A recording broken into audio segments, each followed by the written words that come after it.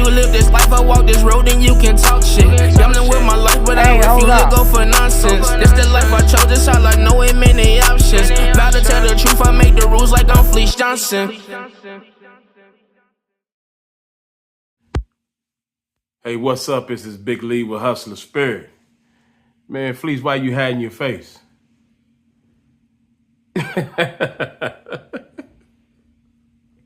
Okay. If I like you, I want you. If I want you, I gotta have you. And we can do it the easy way or the hard way. Where you get the glasses from, man? I wore glasses when I was in prison. Yeah, we've seen it on MSNBC. And since I've been out here, I've been denying myself the pleasure. But you know, I need glasses. I can see without them, but I still need them. Man, here you go with free advertising for these people. Now, I ain't no free advertising. They seen that whole name. But anyway, you know, every week I get questions asked, and I don't really go over them with you for a reason, because I like when you answer them without us talking about them.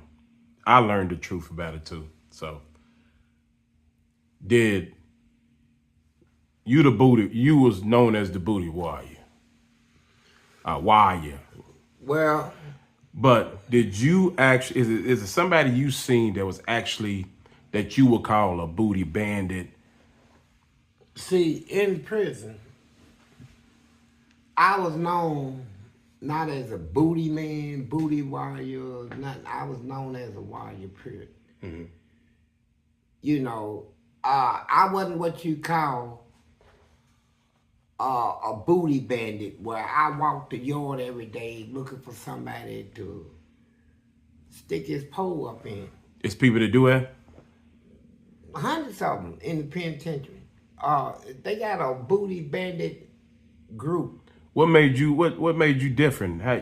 Now, what makes me different is that, like I said, I don't go on the yard every day looking for booty. You know, booty will come to you in the penitentiary. You got so many inmates in there that their families don't send them no money, don't send them nothing. And they want to learn how to eat good. A lot of them ain't got TVs or nothing. So they do what a woman does out here. They go to a man that they feel got money. You know, that they can do something discreet with, and he ain't gonna tell, ain't nobody gonna know, and all this stuff, but it always come out. But so I didn't chase Butt. Butt chased me.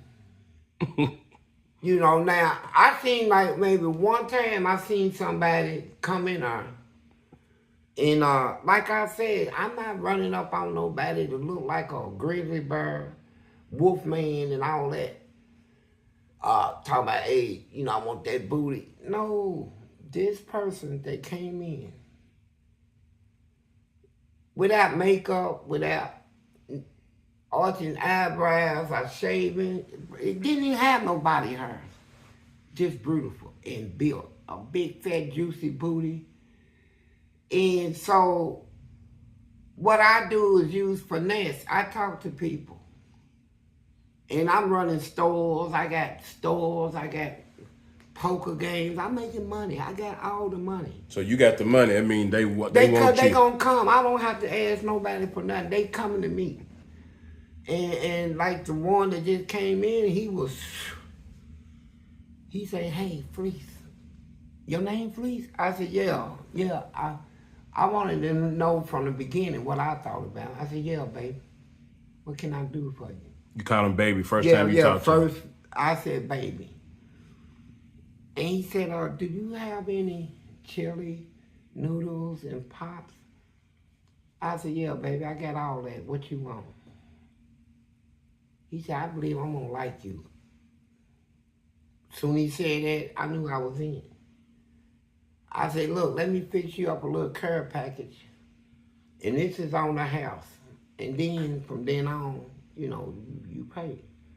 So I gave him a care package, a whole lot of stuff. I knew he was gonna come back. I'm trying to impressing. Like a man press a woman out her. Impress. You know, I got the money. Sure enough, he came back. Yeah. And I did it. So what about the booty bandit? Now these booty bandits, they are booty bandit or somebody. They don't care where they get the booty at. They don't care if you clean, dirty, ain't had a shower. They don't care if you got hair all over your body. You spread them cheeks, they going up in you. And when they get up in you, they gonna get up in you, and hold you, squeeze you, bite you, and all that stuff. And they freaky like that. And like sometimes, you know, people, smart people that know they gonna mess around, they say, look, if I mess with somebody, I ain't gonna mess with nobody except somebody that's clean.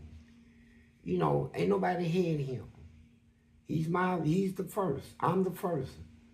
And he cleans, he keeps his butt clean, he keeps his body clean. He's not messing with no everybody, just me. And he loves me. And I love him. And that's my wife. And you know, stuff like that. But now the booty bandits, man, you can have a beard.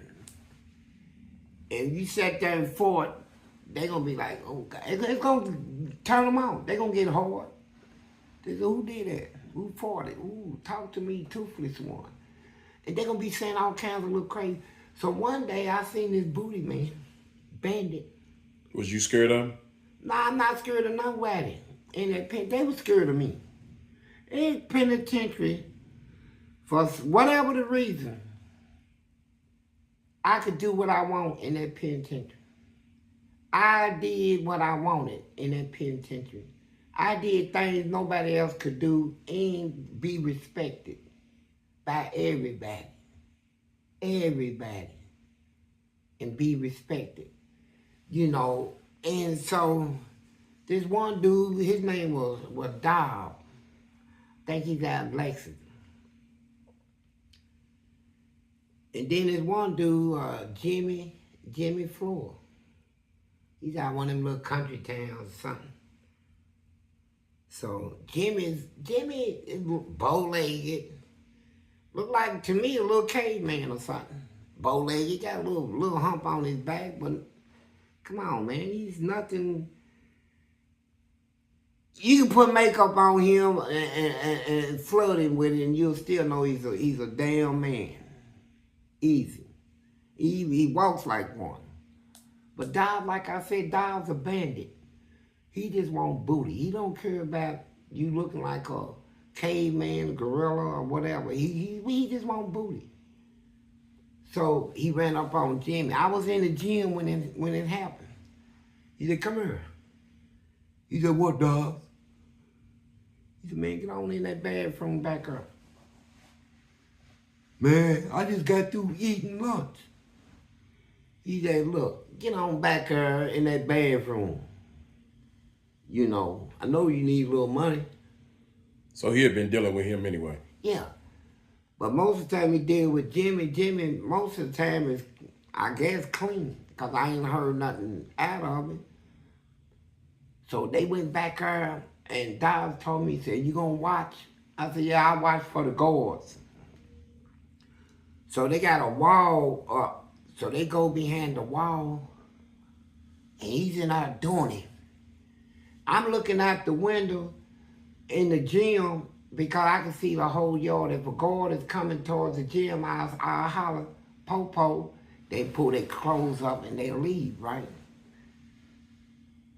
Man, I heard something go, pop, boop, pop. They fighting. So Jimmy come out there and Dobbs hit him again, knocked him to the ground. And Dobbs was standing there. And his penis was covered with duty. I'm talking about covered. It was dropping off his thing, hitting the floor. I said, E. He said he pooped on me. He said, I told you Dad, I just got through eating lunch. You gotta give me a couple hours. He said, no. Boom, boom, boom. Knocked him down. The guard ran back up. Guards.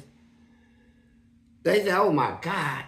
I mean. So he was still like that when the guards? Yeah, when they took him to the hole like that. They said, look, pull your shorts up. He pulled his shorts up. They handcuffed him. And he had to walk with that stuff that's still popping through the lace of his shorts, hitting the floor and stuff. And they locked both of them up, man. And it was funny but, you know, that was a booty bandit. The booty bandits, they look for anybody. And they don't look for a relationship. They ain't into They're not trying to court you. Yeah, court you and you my wife. They go from booty to booty.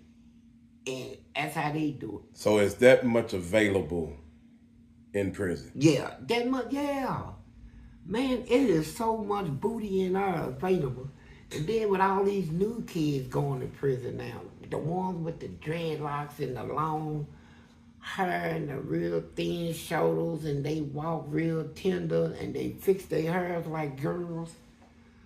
Man, they gonna bring tears out of people's eyes in that prison. I mean that literally.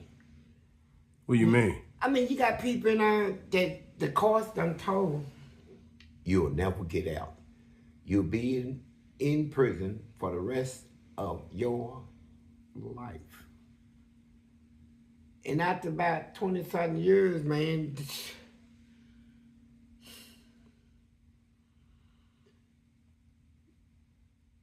I mean, they be like, well, I ain't never getting out, so I'm gonna have to make a life inside this prison. I need a wife, and I can adopt some kids in there. And they do that too. Hold on. Adopt some kids. Yeah. I never told y'all about that. You got these young guys go down there to prison, and a lot of them is in search for a father figure and all this stuff. A lot of them ain't got money and stuff, so one of the OGs will say, look, I might as well adopt you as my son in there. But they're grown men. Yeah. You know, they grown as far as in their 20s and stuff. You know, they always be in their 20s or teenagers, 19 or 18. And them OGs say, I'm gonna adopt you as my son, man. And sat down and talk to him every day. And then they make a call him dead. Hey, Dad. Shut up, man. Yeah. And mean it. Hey, Daddy. And then he'll holler. Hold up, y'all. My son. Yeah, come over here, boy. What's up? Hey, Daddy, and whatever he wants, he'll tell him, and he'll walk away. So the man that's the daddy, he's one of the toughest dudes down there, obviously. No. Well, why would he pick him? For protection? No, because they ain't got nothing. They ain't got nobody to help them financially, right? And watch their back and all this stuff, care for them. And then OG sat next to him, where you from? I'm from Louisville. Look, I'll never get out of prison. I lost my family. I lost everything I had. But you know what? I'm not going to let these white people make me think I can't start over. And you run something to them about, I seen you in here, you ain't really got nobody coming to visit you or caring for you. I'm not on no gay stuff or nothing like this. I just want a son, man. So people are watching you that closely in prison? Yeah, they watch everything. You got people walk up on you and tell you, hey man, your flags open, or your shoestrings untied. You got a piece of cotton on your neck. I be like, you watching me like that? You got a fly on the back of your head. You got something right there. You got something in your eye. So what? They looking at you anyway? Yeah, they watch people and it just people said what you do. You sit down in prison. You ain't got a lot of places you can walk to. Just one place around the loop. So ain't nobody gonna just walk all the whole time they outside. So people sit down. They sit down and socialize. What's up, man? Oh man, when you gonna see the parole board? Oh man, you in school? Nah, I ain't in school, man. I'm taking up a trade. What you taking up? You know, talk. What's happening in the ville, in the city? Motherfucker talk. Man, go up and read that newspaper, man. They locked up so and so. This, you know, just socialize so people sit there and watch people. You know, we sit there and you observe. Like I can come out of my cell. And I can look around the yard, and I can tell if something get ready to pop out. I can just look around and just something is out of order. You can just feel the tension. I can feel it, and I can see certain groups, cause I watch people. I watch things every day. You know, we watch each other. You gotta always be watching in there. And yeah, that's part of it. But that's probably why young people are in danger when they first go, because they don't know the rules. They don't know. Here's the thing. They don't take on that behavior from the beginning. They learn it, right? Somebody tell them. Yeah, and when the young people go to prison, at that young age, their sexual desire is high. When you young, man, you can probably bust a nut 5 times a day. If some of them young people, man, when they come to prison, they sex drive is already sky high. And now you're in a position, now you ain't got no woman. How you gonna relieve yourself, man? How you gonna relieve yourself? Masturbate? If you masturbate, what you gonna think about? You know, that goes on and on. Then they get these freak books, which the prison done banned now. Then you go in the shower, then you see somebody built. You'll see people now built better than your woman. You know, far as booty-wise and stuff, right? Hips and all that. And you be like, oh, God, man, this don't make no sense. And then all day you see people kissing. You see them sneaking around the corner having sex and coming back. And then you'll see the guys that is doing it is some of the guys you knew in the city. You know, people you like, damn, what's up, bro? Ah, man, who was that? Nigga, that's my girl, nigga. So why is there so much of, why is it kept a secret once you get out? Because the reason it sounds like more is involved in what most people think. I'm gonna give you a point. This is why they keep it a secret. I ain't gonna call this dude's name because he's on the street. But if he's looking at this video, he knows I'm talking about him. I'm in the gym. So him and his girl's a full-blown sissy. What do you mean full-blown sissy? You know, eyebrow arched, wear panties, dresses the part. Yeah, dresses and act the part. Do his fingernails, lipstick, all this. And he's pretty. So, how is he doing his nails? He paints them. With what? Look, they got arts and crafts in prison. You can order paint. You can order paint. You can order, all them beads, you put together beads. Feathers, where you make dream catchers, eagle feathers, any kind of feathers, peacock feathers. What they use them for? To make dream catchers and stuff. Now, I'm just using that as some of the things inmates can order. Okay. Now, they can order all kinds of paint, water paint, acrylic, any other type of paint. You got inmates that got wood projects in they cell where they take popsicle sticks and make castles and stuff. and then they paint them. They get glue? Yeah, you can buy glue and all that in prison. All that stuff. So, crayons, all that. What does the guard say when they see somebody with paint on their fingernails? Well, right now, when I first came to prison, not only was it allowed, it was encouraged. People was actually, inmates was actually, they was letting inmates use the church to get married.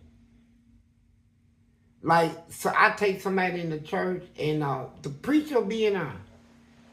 And then he'll say, I pronounce you man and wife. Mm. And the church be filled with all my inmate buddies and stuff. And everybody be like, we eating and all that. It was allowed. You had a reception? You had all of that in there. Shut up, man. Now I'm telling you the truth, Eddyville had all of that. But every time we have a new election, we get a new governor, we get a new administration, we get new laws, new policy. The administration they got now in Kentucky is against homosexuality, period. It is the most disgusting thing they ever ran across or dealt with to them under their administration. And they are going overboard to stop it. So if they catch somebody with some something painted on their nails, they gonna write you up. That's called altering your appearance. Altering your appearance, that cause whatever your picture is on your ID is what they want to see every day. So now some people can't even tell who's gay. Man, bro. No, you can't tell. I mean, when they used to be able to put the nail polish on, the arch the eyebrows, and all that stuff, you could, but now they blending in now because they got to be the same. Right. But I'm pretty sure they're going to talk different and walk different. And just back in them days, there was a time when the Sissies come in prison. They acted only one way. They acted like a woman. They did not believe that they had a penis or balls. They were shameful to even show it. Even in the shower, they'll pull the panties off, but have a G-string on. And they won't let nobody see their penis, except their husband. And the only time he see it when it's in his mouth. And so, that was it. Nowadays, it done got so raw in prison, where the Sissies now, men are buying booty. You can be sitting on the loop and you can take your pants and scoot it down and show half your butt just being over like you just thinking about something. You'll have people sitting next to you offer you all kinds of money. Hey, look, I'm not trying to disrespect you or nothing, but I see you have your butt hanging out. And you say, oh. He said, no, it's all right. He said, look. So some of them do it on purpose. Yeah. And when they want money, they got, like I said, you think everybody in prison is poor? They ain't. They got people in there that owns 4,500 acres of land, 100 heads of cattle, all this stuff. While they in prison, they did something stupid, probably killed their wife, went crazy. But they still got money. And in our, now the Sissies in our, they require this out of their husband now. It's a challenge to the Sissies. You know how some men say, yeah, I had a boy in there. I had somebody I was screwing in the butt. That's it.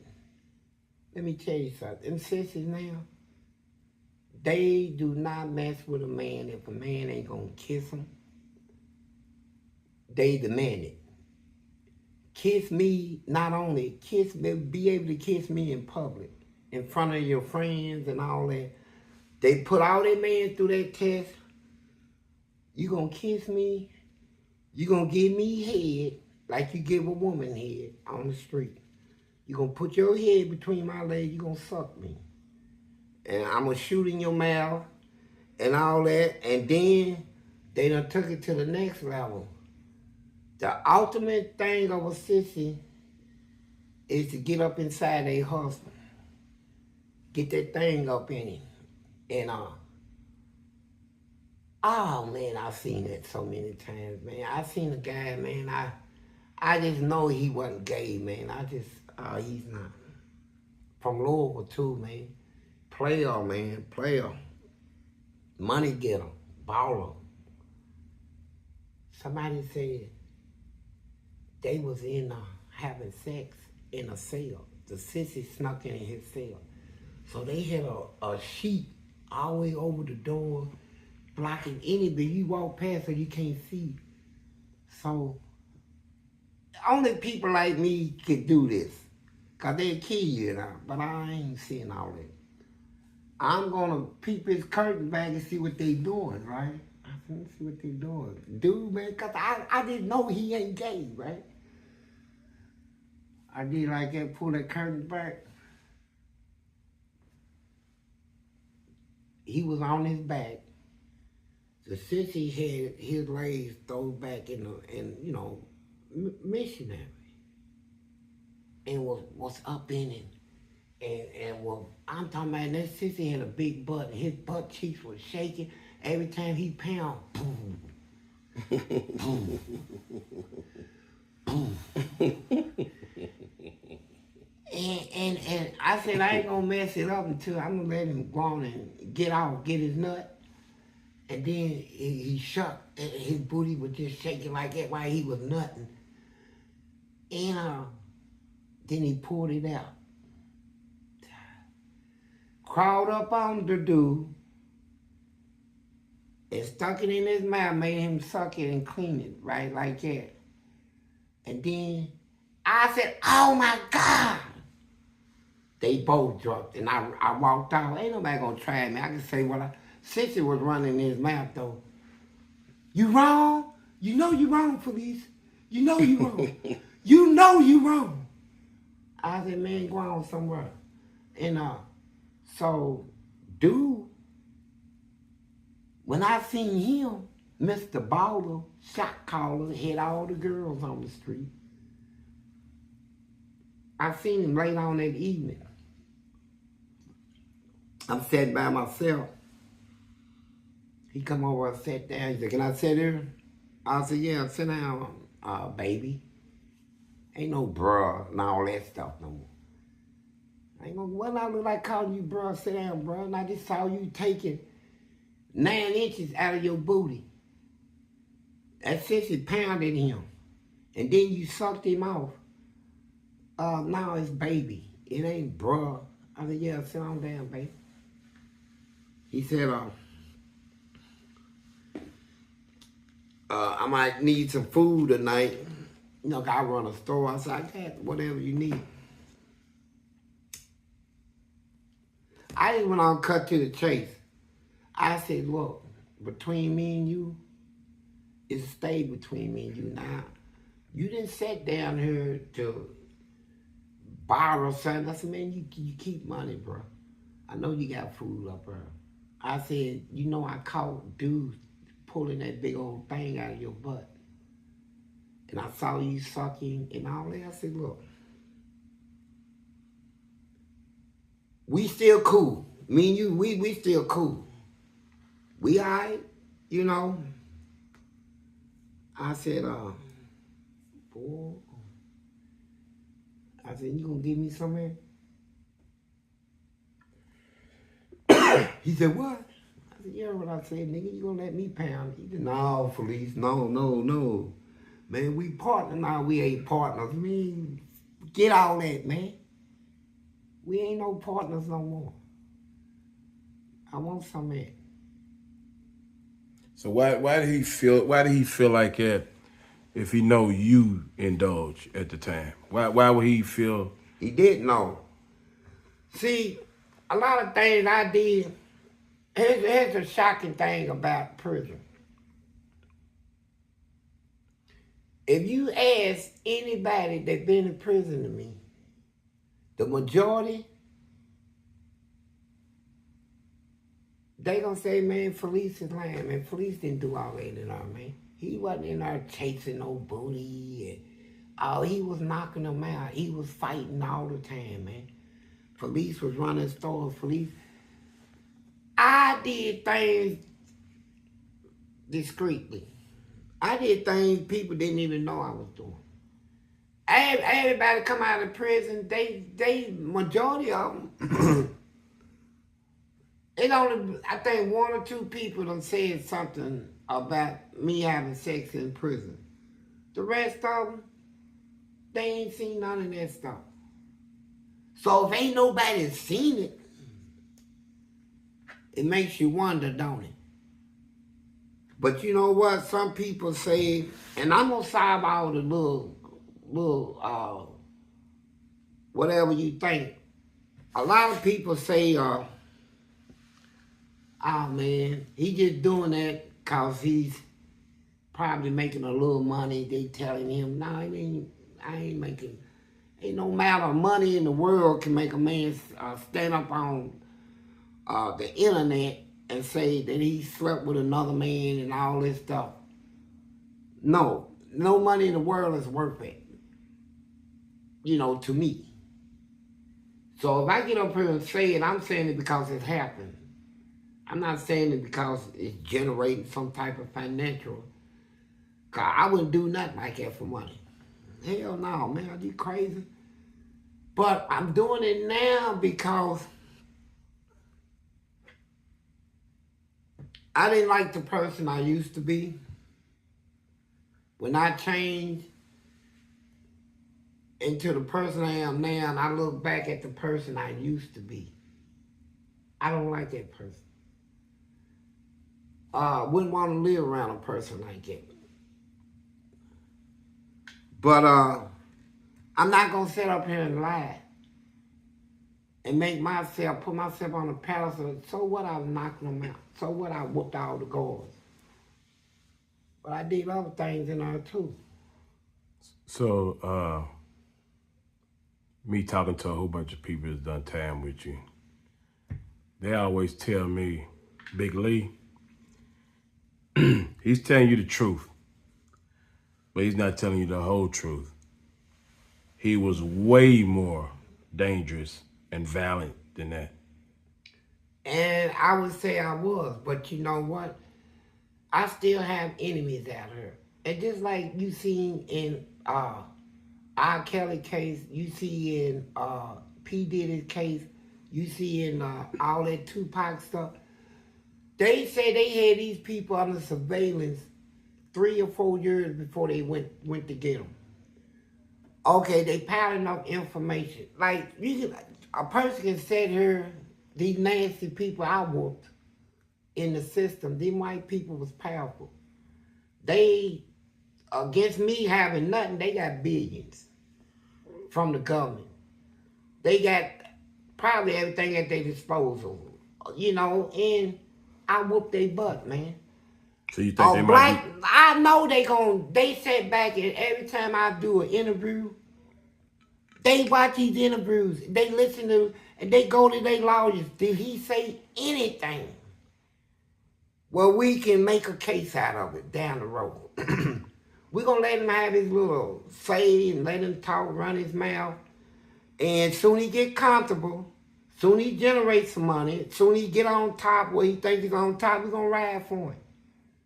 Say, we had you on the... Now, see, it is true that, yeah, I was more violent. And I did way more than I'm talking. And the reason I ain't telling everything is because if I told everything, you'll be back in her. I'll never get out again. I'll probably go to death row. But it is what it is. And I stand by what I said. I whooped their butt. And I stand by something else I said, Donald Trump's a punk. I don't change for nothing I said. I don't care if he won the presidency or not. I already said he was gonna win. I told everybody he gonna win. What's you have a view on what you think Elon Musk is gonna do? Where you get that from, and what is it? It's biblical, man. God always supplied me with knowledge. You know, I can see things a lot of people can't see. Elon Musk, okay, he's a genius. First of all, Technical. technology is his field. The man is a calculating superstar. Here's what he's gonna do. He wanted to be in charge of the treasury for one reason. The most sought after in America is our money plate. The plate that makes the money. You think he wants the plates? He's gonna be in charge of it. But you think he wants them? He wants to know how they was made, and he wants to tell his company how to duplicate them. They not only have plates, American plates, money-making plates. Sometimes the treasury have plates that they done came across from other countries and can duplicate their currency. Once you learn the type of ink, everything that goes into making American dollar, him and Donald Trump is going to get them in place. And I wouldn't be surprised if I see the currency, the Benjamin $100 with Donald Trump's face on it. Do away with that old and come out with the new stuff with his face on certain bills and certain things. But Elon Musk, what he wants is the secret to them plates. How to, and he has what it takes to duplicate them, to print out as much money. He don't have to print it out through the treasury no more. He got his own company. That man gonna print so much money. Whatever he invested to have Donald Trump win, his return is gonna be just 100 times at least. Man, just 100 times over.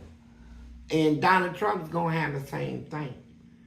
And now when he pardons them 2,000 something people that got arrested during the January 6th rising, storming of the state capitol, when he pardons him, that's gonna bring support. His support is gonna double. People gonna trust him more. They gonna believe him more. He gonna be able to say anything or do anything.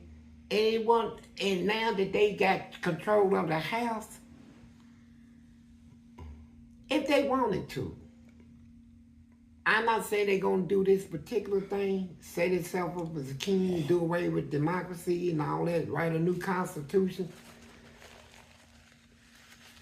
But I tell you this much though, them money placed in the treasury, that's what they going after, printing all that money, duplicating them plates, getting anybody that works in there is gonna give them the skills, then they're gonna get rid of them. What leads you to believe that?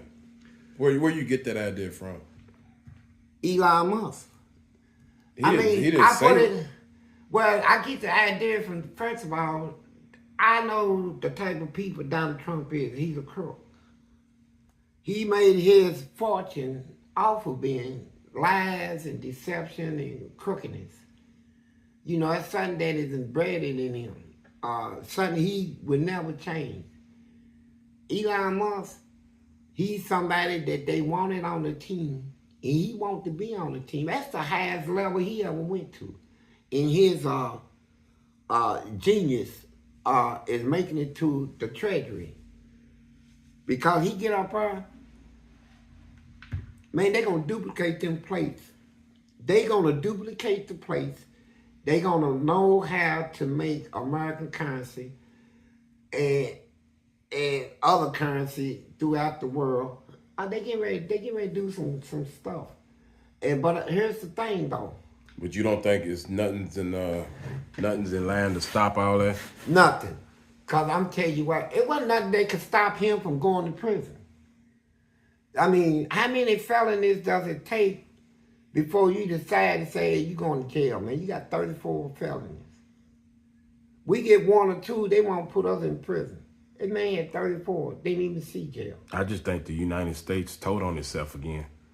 Everything that we always believed. And the only thing that Trump president rally stuff did, it opened my mind. It showed me how many evil people is in the world. Evil votes for evil. Good would always vote for good. Evil would always vote for evil. That's period. You'll never see good voting for evil. Never. Good don't vote for evil. Evil ain't gonna vote for good. They gonna always crash right there. And when all them people... I mean, you could be good and just want more money and cheaper taxes. I'm gonna keep it where I said it. Good, vote for good. Evil for evil. Now, if that's you not necessarily true. No, it's true. You saying everybody that voted for Trump is evil? Evil. I don't care how they put it. Evil. Why you say it? Because he's evil. When you vote to put somebody in power that's evil, why? I told you it could be money. Yeah. If that's the cause, then you evil. If money's the cause, you evil? Yeah. If you doing it for the money, I mean, people kill for money. You saying because they kill for money, that's not evil? They doing it for the money. No, you did something evil. Well, voting and killing is 2 different things, though. No. It is. Voting and killing is 2 different things. Okay, I tell you what. We'll do it like this. He's the president. Mm-hmm. America's president. Yeah. And we have to deal with it. I'm going to deal with it. He ain't never been my president, and he never will be. I never acknowledge it. Now you sound like he did when he didn't acknowledge losing. Well, Jesus said I shouldn't be like that. Jesus said when they brought him a description of Caesar's, a penny, asked him who should they, he said, give credit to whoever's due the credit. If it's Caesar's picture on this penny, then give to Caesar what's due to Caesar. Give to the Lord what's due to the Lord. Then he left it like that. You know, now we are told scripturally, don't speak bad about your ruler. Don't speak bad, all this stuff. But the Bible also says speak the truth. So which way you gonna go? I'm going to speak the truth. You shouldn't speak bad towards what you call your ruler. I speak according to how I was born, man. Fleece Johnson. I go by my name and what it represents and who I am as a person, right? I'm a man of battle. I fight battles. I don't know why I didn't join the service. If I did, I'd probably be a colonel. I'd probably be the highest rank upper. But could have been a black Rambo. I want to say this to all the soldiers. Cause I got soldiers that watch my interview. I want y'all to know this though. And this is a real possibility. The prophet John in the Bible, Jesus said, next to him there's no man that has reached perfection but John. And people believed in John before Jesus came, you know. And John told Jesus, instead of me baptizing you, I have need of you baptizing me. But when the soldiers ran up to John, they got Jesus in the world now. He's talking eternal life and a whole lot of stuff. He's a Messiah. So they went to John, and they said John was like what the Pope is now. And they like, what should we do? You know, we soldiers, what is our duty? And he told them soldiers, see that you do no violence to any man. And they walked away. So when I sat back and thought about that, I said, how can you be a soldier and not do violence? You know what I'm saying? I mean, when you go to war, you go for that reason, to hurt. And then I thought about it. Nowadays, you can't do it. You can join the service and you can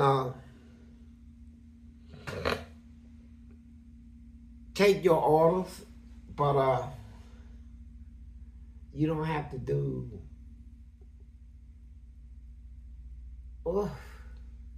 You have to do what? Because you go to war, you to better war. do something. Yeah. I would never tell my soldiers, man, not to defend. I'm just saying this to you soldiers, man. Trump is now the president. Y'all know. I don't like him, never will. Y'all know that. And I know y'all don't take orders from him. Y'all take orders from y'all commanders who take orders from Trump. So I'm just saying,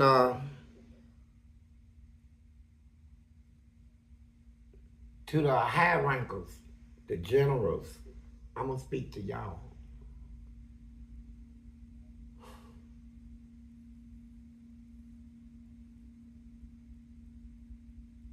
Protect your soldiers. And don't let this man, who now took over as president,